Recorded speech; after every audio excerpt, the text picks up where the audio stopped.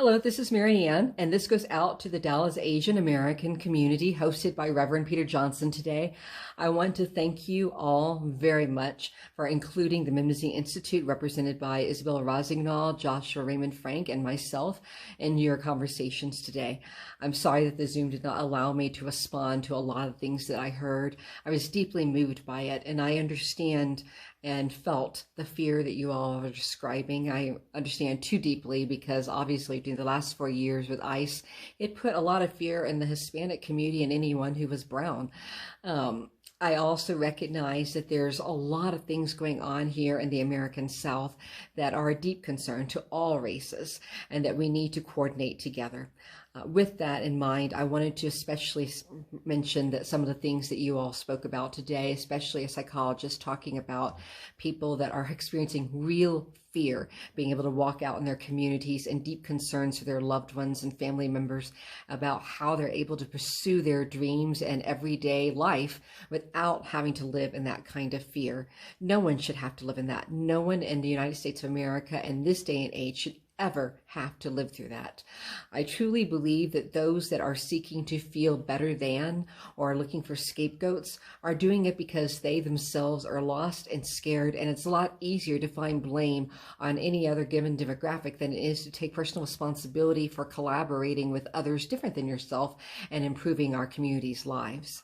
I believe that we can work together to try and help our community to move past that process.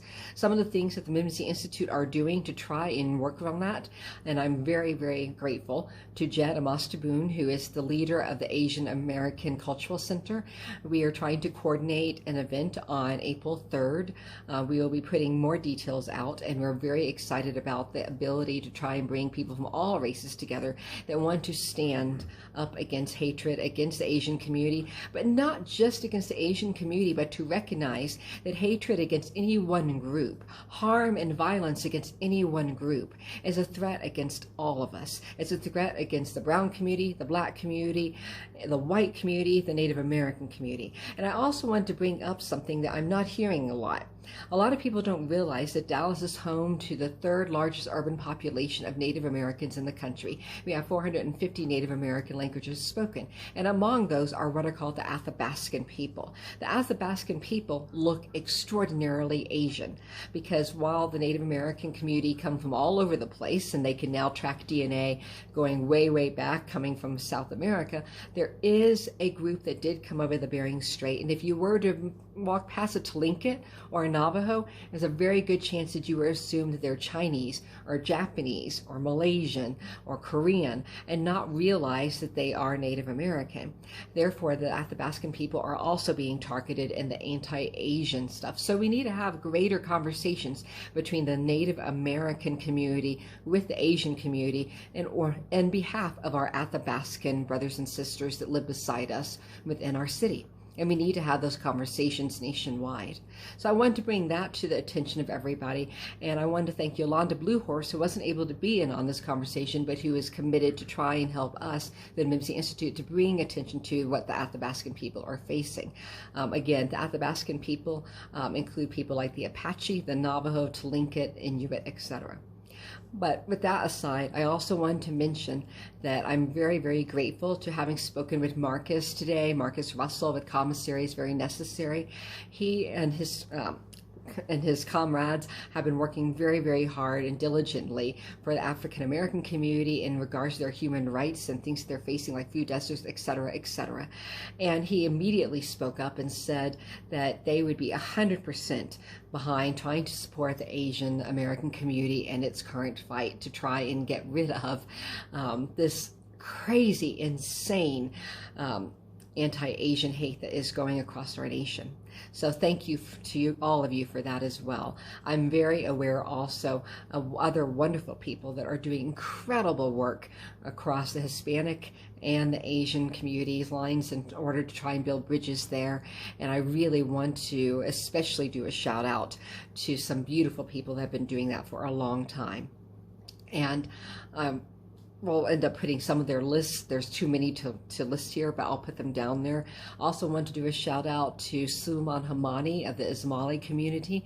Was not able to touch base with him earlier today, but I was very gratified to see the Ismaili community was represented in today's conversations. So we're going to be working very hard with all of you, and we are absolutely committed to supporting the Asian community. And for those that are curious, the Mimsy Institute does have an international chapter based in Japan. So our heart is very much with all of you, and we're hoping to have an event hosting some of our Malaysian indigenous sisters who will be coming over from Borneo.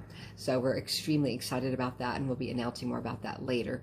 I want to also give a shout out to many of those in the Asian community that are doing incredible work, and I think it's very important that people know who they are and what they are doing. Crenshaw Stone feeds thousands of Americans every day, trying to make sure that the homeless are addressed regardless of their race, and largely it's the Asian American community that is supporting her efforts. We have people like Nikki Fantawa, who is doing remarkable work with her restaurant, Asian Mint. She is doing incredible work speaking out on behalf and letting people understand the beauty of Asian culture, not just her own Thai culture, but all of it. I want to recognize incredible people, like Yutaka, who has been participating whenever the Mimsy Institute has called out and asked for representation from the Japanese community. He hosted and was more than willing to welcome our Shinto brothers and sisters. So I'm just putting all this out there so that people understand that our community is widely diverse. And not only that, there are people that a lot of people don't even realize. Dallas possesses a Korean African American Buddhist temple, thanks to Mike Gauss, who connected us with them. And they're beautiful people of African Americans who went there during the Korean War, fell in love, and have families here. We need to start addressing this and recognizing the wide diversity in our communities.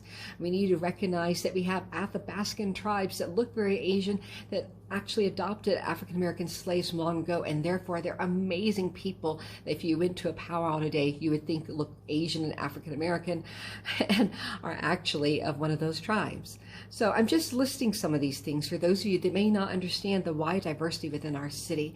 It's that diversity that makes our city incredibly interesting and fun and has so much potential. It's that diversity that allows Dallas, which is not only an incredible hub of business and commerce, but is an incredible hub of that diversity. And it's those diverse voices that are allowing us to introduce new millennium with so much innovation and potential. And I also want to give a shout out to Philip Shinoda, who is the founder and visionary of our Green Source DFW program. Many of us, when we think about individual communities, we want to silo it to be only about culture. But we need to recognize that a lot of us are standing on the shoulders of having accomplished things because of great Asian Americans who participated in those areas.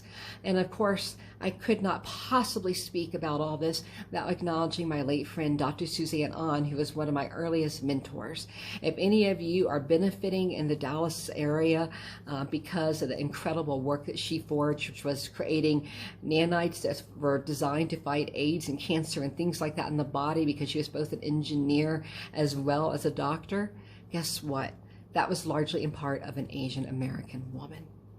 And sadly, while that was way back in the early 2000s, I remember when the last thing she was doing when she was dying of lung cancer, even though she'd never touched a cigarette, she was in a wheelchair, rolling back and forth, carrying a sign in front of a Barnes & Noble at the time that refused to sell books to Asian Americans. And she reeled that wheelchair back and forth until she got arrested.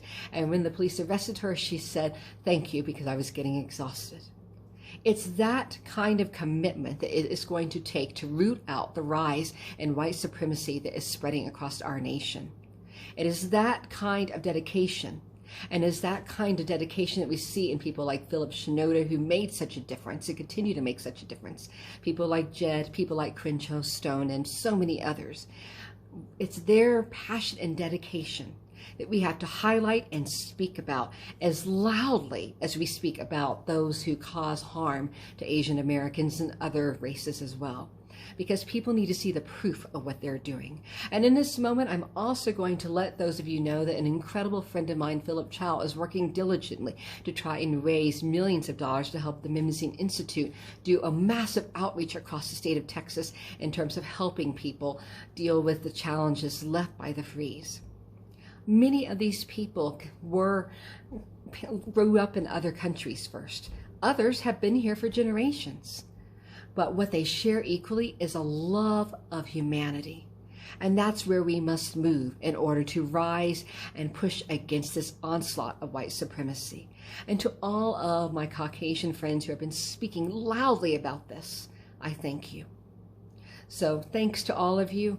Again, it was an honor to get to be in your meeting today, and I look forward to collaborating and coordinating with all of you very soon. Thank you.